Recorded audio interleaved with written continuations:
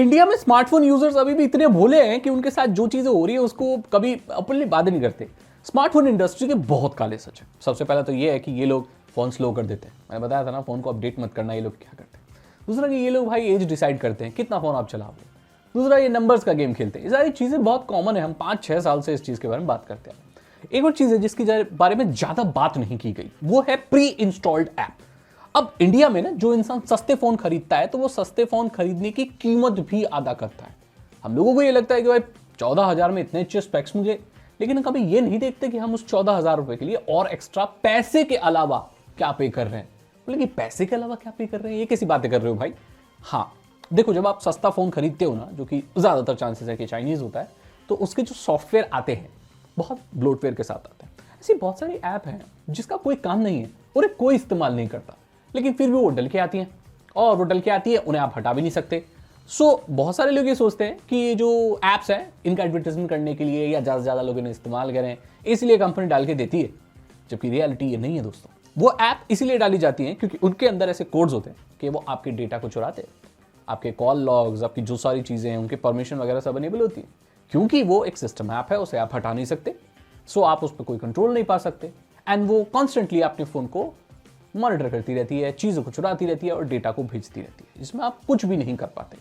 अब यहां पर ना इन लोगों को सहारा मिलता है कि आप एंड्रॉयड में एक्स्ट्रा चीजें ऐड करके दे रहे हो, और ये रियलिटी है भाई। अगर किसी को फोन में स्टॉक एंड्रॉयड पकड़ा दिया जाए तो ऐसी बहुत सारी फंक्शनैलिटी है जो आपको फोन में मिलेगी ही नहीं, क्योंकि वो सारी एक्स्ट्रा ऐड की जाती है। जो स्टॉक एंड्रॉयड है ना, वो बेसिकली एक प्लेटफॉर्म है, एक स्टार्टिंग पॉइंट है, वहां से आप स्टार्ट करके एक बेटर फोन, एक बेटर सॉफ्टवेयर बना सकते हैं। बट स्टॉक एंड्रॉयड देना कोई सोल्यूशन नहीं है, और ये अच्छा भी नहीं है, बहुत सारे लोगों को पसंद भी नहीं आएगा। उस चीज के नाम पर ये लोग अपनी यूआई लगाते हैं, एंड यूआई की आड़ में ये लोग ऐसी एप्लीकेशंस ऐड करके दे देते हैं। बहुत सारे केसेस में इन एप्लीकेशन को हटा सकते हो, जैसे बहुत सारी और भी, जब आप फोन को अपडेट करते हो। इवन सैमसंग फोन तो इस चीज में बदनाम है कि भाई आप जब फोन को अपडेट करोगे तो एप्लीकेशन और ऐड आ जाती है, और आ जाती, उन्हें आप हटा सकते हो, लेकिन सिस्टम एप्लीकेशन को नहीं हटा सकते। और असली खेल यहीं शुरू होता है। आगे चलकर अगर जो असली खेल होगा ना, सारा बिजनेस होगा, सारी इंडस्ट्री होगी ना, वो देख लेना डेटा की ही होगी। और ये लोग डेटा चुरा रहे हैं, कैसे इस्तेमाल कर रहे हैं वी डोंट नो। और एक सरप्राइजिंग बात बताऊं, बहुत सारे लोगों को फर्क भी नहीं पड़ता कि कौन सा डेटा जा रहा है, वो लोग बस जाने देते हैं, बोले ठीक है हमारा क्या है। लेकिन आगे पता चलेगा आपको, जब सारा डेटा लीक हो जाएगा इनका, फिर पता चलेगा भाई बहुत खतरनाक चीज है। बहुत सारे लोग सोचते हैं भाई हमारा डेटा चुरा के कोई क्या ही करेगा, और हमारा कितना ही डेटा चुराएगा। क्या बात कर रहे हो, फेसबुक आपकी सारी चीजें चुराता है, और बता के चुराता है, ऐसे नहीं करता कि भाई छुपता है, उसने सारी ऐप में लिख रखे, सब कुछ कलेक्ट करता है, कहाँ जाते हो, क्या करते हो, आईपी एड्रेस, क्या बात करती है, मैंने आप आसपास क्या बात करो, सारी चीजें वो कलेक्ट करता है। सिंपल हो तो बताता भी है भाई। बहुत सारे लोग ठीक है उसको बहुत सस्पेंस में करते हैं कि आपको पता है, करता है भाई, करता है वो, सब जानते हैं करता है वो। बहुत सारे लोग कि भाई हम फेसबुक इस्तेमाल नहीं करते, वो डेटा चुराता, जा हम यूज ही नहीं करते। और तुम यूज भी नहीं करते ना, तब भी आपका डेटा। शैडो प्रोफाइल का नाम सुना है? मतलब आप अगर फेसबुक को इस्तेमाल भी नहीं करते और आपका कॉन्टैक्ट किसी दोस्त के फोन में सेव है, फेसबुक उस कॉन्टैक्ट को एक्सेस कर सकता है, क्योंकि आपका दोस्त को कुछ नहीं पड़ा, उसने सब अलाउ कर रखा है। तो आपका नंबर फेसबुक के पास है, और आपके नंबर से उसने एक शैडो प्रोफाइल बनाई हुई है। इसका मतलब फेसबुक को यह पता है कि आप एग्जिस्ट करते हो, और आपकी कुछ जानकारी उसके पास अब भी है, जबकि आपने कोई फेसबुक प्रोफाइल बनाई भी नहीं है। वो नंबर से उसने एक शैडो प्रोफाइल बना रखी है कि आज नहीं तो कल भाई आप कभी फेसबुक ज्वाइन करोगे, एंड वो बाकी डेटा जो उसके पास अभी नहीं है आपके फोन के अलावा, वो सब भाई एक्सेस कर लेगा। तो ये भी एक चीज है भाई, फेसबुक ने उन लोगों को पकड़ लिया है जो लोग फेसबुक पर है भी नहीं।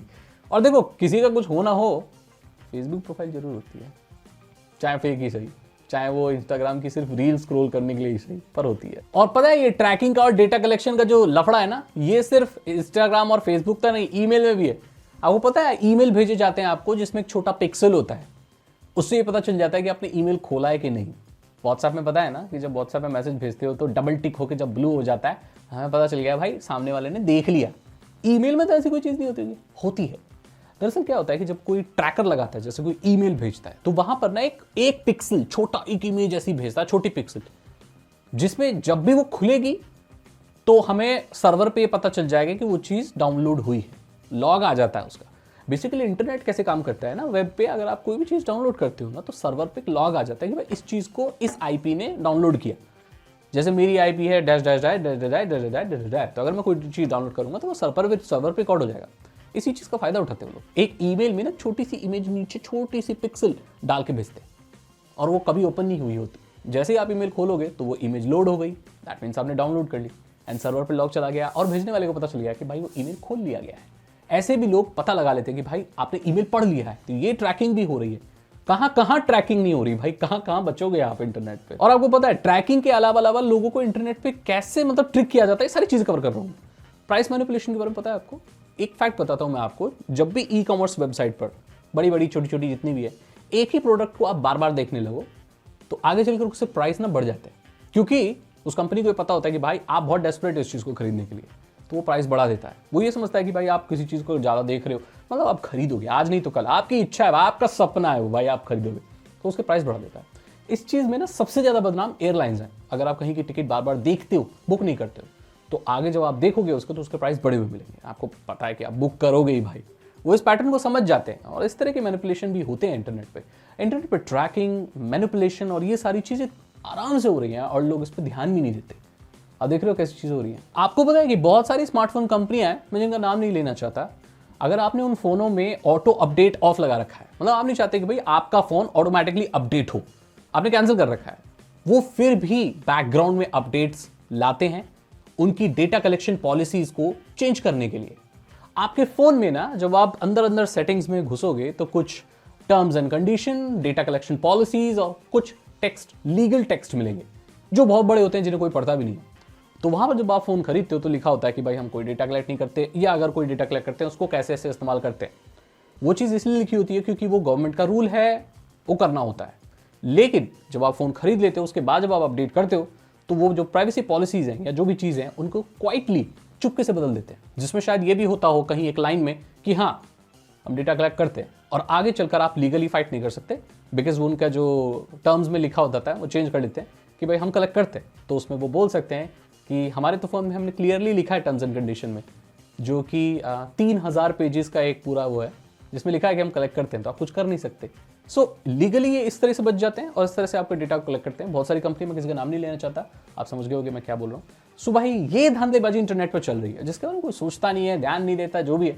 लेकिन मेरा काम है आपको बताना, मैंने बता दिया आपको। अगर आपको वीडियो अच्छी लगी तो लाइक करें, दोस्तों के साथ शेयर करें। मैं बोलता हूँ आपसे अगली वीडियो में। चैनल को सब्सक्राइब करें, बेल आइकन प्रेस करें। Thank you so much and good.